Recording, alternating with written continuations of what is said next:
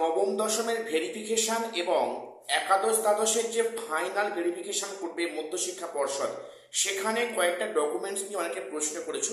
আমি তার উত্তর দেবো এই ভিডিওতে। প্রত্যেক ভিডিওটা সবটা দেখো, স্কিপ করো না, চ্যানেলটা সাবস্ক্রাইব করে রাখো এসএসসি পিএসসি গুরুত্বপূর্ণ নিউজ পাওয়ার জন্য। প্রথম বলি, ম্যারেজ সার্টিফিকেটে যাদের মানে আফটার ম্যারেজ যাদের পদবি বা সারনেম চেঞ্জ হয়নি, তাদের কি ম্যারেজ সার্টিফিকেট এবং কি কোর্টে এফিডেভিট লাগবে? এই প্রশ্নটা একাধিক জন করেছে যে আমার মানে বিবাহিত মহিলাদের ক্ষেত্রে বিয়ের পরেও টাইটেলটা সেম আছে, কোনো চেঞ্জ হয়নি, তাহলে সেক্ষেত্রে কি ম্যারেজ সার্টিফিকেট মাস্ট, বা সেক্ষেত্রে কি কোর্ট থেকে এফিডেভিট করতে হবে?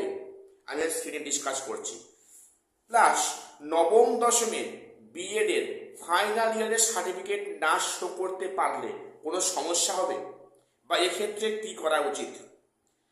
নাম্বার 3, একাদশ দ্বাদশের স্কুলে জয়েনিং প্রক্রিয়া কবে থেকে শুরু হবে? কমিশন সেখানে কবে থেকে তাদের অ্যাপয়েন্টমেন্ট লেটার প্রদান করে স্কুলে জয়েনিং করাবে? আমি আজকে এই 3টে বিষয় নিয়ে গুরুত্বপূর্ণ আলোচনায় এলাম।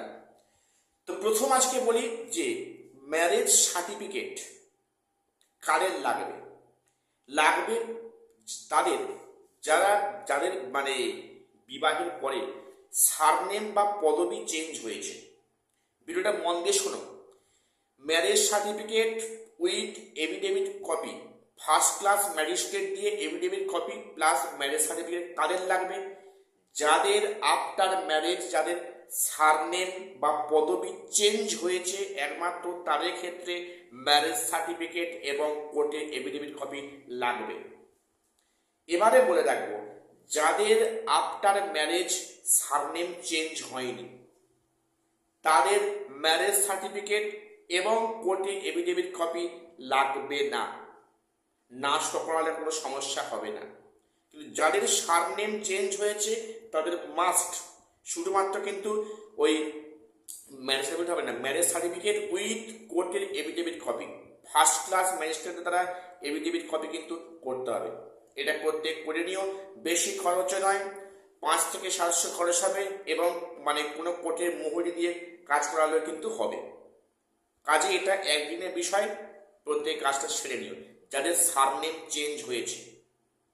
এক্ষেত্রে বলে রাখি, যাদের অন্য কোনো ডকুমেন্টসে ভুল আছে, সাপোজ যে অন্য কোনো ডকুমেন্টসে ভুল রয়েছে, সেখানে নামের কোনো ভুল হয়েছে, ফাদার্স নেম ভুল হয়েছে, সেখানে ভালো হয় কোর্ট থেকে এফিডেভিট করে নিয়ে যাও, সেক্ষেত্রে মনে হয় কোনো সমস্যা কিন্তু হবে না, খুব ভালো হয়, কোনো সমস্যা করতে হতে পারে না।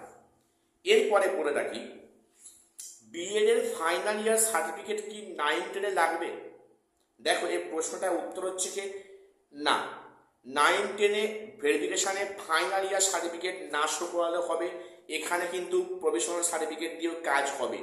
কিন্তু 11-12 যাদের ফাইনাল ভেরিফিকেশন করছে মধ্যশিক্ষা পর্ষদ, তাদের কিন্তু পরিষ্কার বলেছে বিএড এবং মাস্টার্সে ফাইনাল সার্টিফিকেট মাস্ট লাগবেই। এক্ষেত্রে কি করণীয়? তুমি যেখান থেকে বিএড করেছো সেই ইউনিভার্সিটি সার্টিফিকেট ইস্যু করেনি, তাতে তোমার কোনো দোষ নেই। এখানে তোমার একটাই কাজ, তুমি তোমার সংশ্লিষ্ট ইউনিভার্সিটিতে যাও, সেখানে গিয়ে বলো যে আমার ফাইনাল সার্টিফিকেট লাগবে।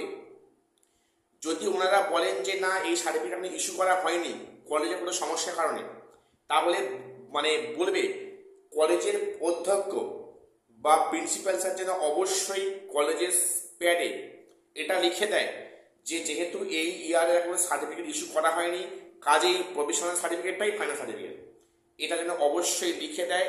এটা লিখে দিলে তোমার কোনো সমস্যা হবে না। কাজেই তোমরা কিন্তু প্রত্যেকে এই কাজটা করে নিও।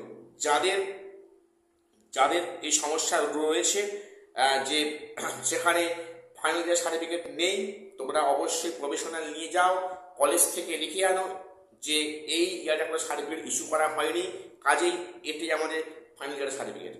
এক্ষেত্রে কোনো সমস্যা কিন্তু হবে না। এবারে নাম্বার 3, একাদশ দ্বাদশের জয়েনিং প্রক্রিয়া কবে শুরু হবে? দেখো, একাদশ দ্বাদশের জয়েনিং প্রক্রিয়া কবে শুরু হবে সেটা এই মুহূর্তে বলা খুব টাফ। কমিশন যে পথে হাঁটছে পরিষ্কার ইঙ্গিত এই প্রক্রিয়া ডিলে করছে ইচ্ছাকৃত কারণে। পিভিআর এবং মেডিকেল চেক আপ ওটা কিন্তু জয়েনিং করার পরে করলেও হতো, কমিশন সেটা আগে করছে। 31শে অগাস্ট অব্দি যে ডেটটা পেয়েছে এই ডেট অব্দি টানতে পারে। তবে একটা বিষয় যে একাদশ দ্বাদশে কিন্তু বিভিন্ন সাবজেক্টের জয়েনিং একই সময় হবে না, ঠিক আছে। জয়েনিং প্রক্রিয়া শুরু হতে পারে আফটার মে মাসের থার্ড উইক কিংবা জুন মাস। মে মাসের মাঝামাঝির পরে শেষ দিকে বা জুন মাসের দিকে হয়তো একাদশ দ্বাদশে কিছু সাবজেক্টের সেখানে জয়েনিং প্রক্রিয়া শুরু হবে। তবে সমস্ত সাবজেক্টের জয়েনিং কম্পিউটারে একদম সেই জুন জুলাই আগস্ট অব্দি টানবে। এটা কিন্তু হিসাব পুরো পরিষ্কার, ইঙ্গিত পরিষ্কার। এবং যদি একাদশ দ্বাদশে যদি জয়েনিংটা আগে করিয়ে দেয় তাহলে খুব ভালো হয় 9-10 ক্ষেত্রে। যারা ফ্রেশার্স রয়েছে তাদের কিন্তু মাঠের এরিয়াটা বড় হলো। আর যদি জয়েনিং প্রক্রিয়া ডিলে করে, এদিকে যদি 9-10 প্রক্রিয়া শুরু হয়, ইন্টারভিউ করে, তাহলে তো কিছু একটা সমস্যা করবে যারা 9-10 আছে। তো যাই হোক, আশা করা যাচ্ছে জুন মাসের প্রথম থেকেই বা মে মাসের লাস্ট থেকে কিন্তু জয়েনিং প্রক্রিয়া শুরু করে দেবে স্কুল সার্ভিস কমিশন। তো এটুকুই আপডেট দেওয়ার ছিল। চ্যানেলকে সাবস্ক্রাইব করে রাখো। দেখা হচ্ছে পরের একটা ভিডিও।